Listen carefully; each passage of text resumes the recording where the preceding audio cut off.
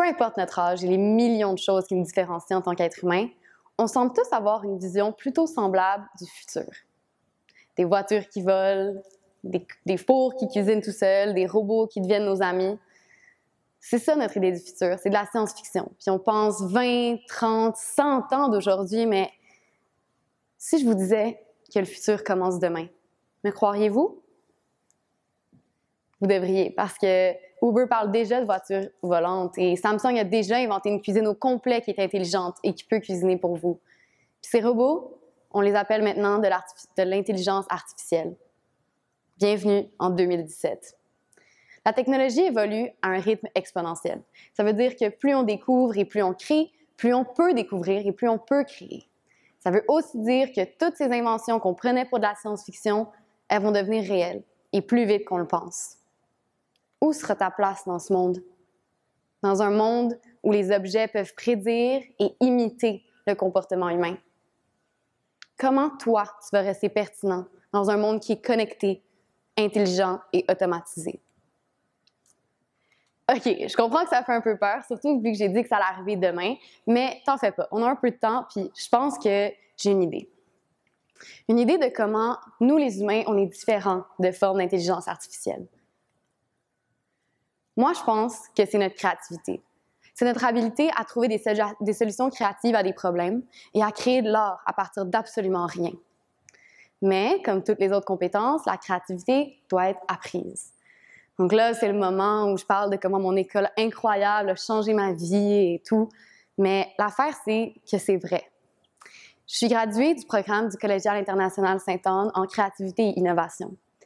Dans mes cours, on parlait de marketing, d'art digital, de ludification, mais j'ai surtout appris beaucoup sur comment la créativité a forgé notre monde. Être créatif, ça veut dire être capable d'avoir des idées. Puis avoir des idées, c'est le moteur du changement. Si tu veux changer le monde, tu dois avoir une idée. Mais avant d'avoir des idées, il faut que tu trouves une bonne posture mentale, une posture créative. Puis c'est là que le rôle des enseignants devient essentiel. C'est impératif que dans le futur, on laisse plus de place dans les salles de classe pour la créativité. Je comprends, ça va pas être facile de changer un système éducatif qui a pas beaucoup changé dernièrement, mais ça va mieux préparer les étudiants pour leur avenir. Évidemment, la créativité, c'est un art imparfait. Pas toutes les solutions et les idées de vos étudiants seront bonnes, mais c'est votre responsabilité en tant qu'enseignant de les mener à voir chaque échec comme une leçon et chaque succès comme un renforcement de leur voix puis de leur vision.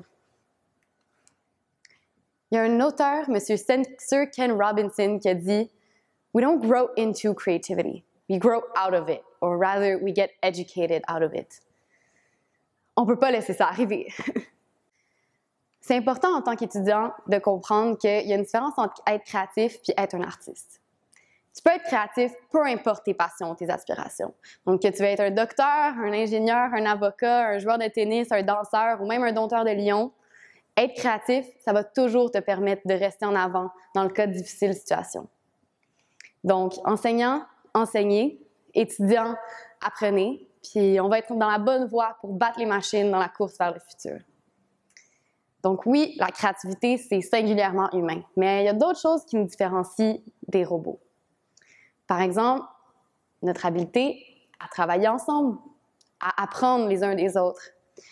Oui, des ordis peuvent travailler ensemble, mais dans le fond, ça fait juste un ordinateur plus puissant, plus gros.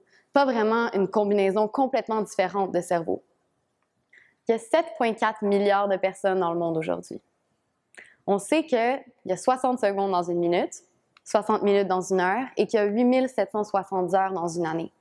Ça veut dire que chaque seconde que tu vis, puis chaque seconde que tout le monde autour du monde vit, on vit collectivement plus de 230 ans. J'essaie de te faire penser. Si une personne passe 100 ans à travailler sur une fusée, ça ne sera pas une meilleure fusée que si 100 personnes avaient travaillé dessus pendant 1 an. J'essaie de passer le point que travailler ensemble, ça a des meilleurs résultats, puis c'est plus efficace. Travailler ensemble, ça s'apprend. Depuis la première année, on t'apprend la coopération. Pourquoi tu penses qu'on te fait faire des projets d'équipe à l'école? C'est clairement pas pour que tu divises le travail en sections égales et que tu travailles tout seul. Le but, c'est que vous travaillez ensemble pour créer quelque chose qui devient meilleur à cause de tous les cerveaux qui ont travaillé dessus.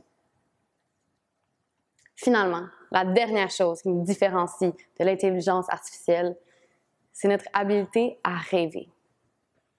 Depuis que tu es petit, tu rêves, des gros rêves, des petits rêves. Il n'y en a jamais aucun qui est trop gros, par contre. Pourquoi rêver va t'aider dans notre monde futur? Mais c'est assez simple. Les robots ne peuvent pas rêver. Ils n'ont jamais pu et ils ne pourront jamais. Mais toi, tu peux. Alors n'oublie jamais que ta plus grande qualité, c'est ton imagination. Ton imagination, c'est ta créativité au travail. Et ça va te permettre de rester pertinent dans le monde de demain. Un professeur m'a déjà dit, t'es pas différent par défaut. Il faut que tu te forces et que tu travailles à rendre ta vie et le monde mieux que comment tu l'as reçu. Pour réussir, il faut penser de façon créative et agir de façon créative. Il faut donner plus d'espace dans nos salles de classe et dans nos cœurs pour la créativité et pour l'erreur. Il faut travailler ensemble pour avoir des meilleures idées. Il faut jamais abandonner nos rêves et jamais laisser personne nous dire qu'ils sont trop gros.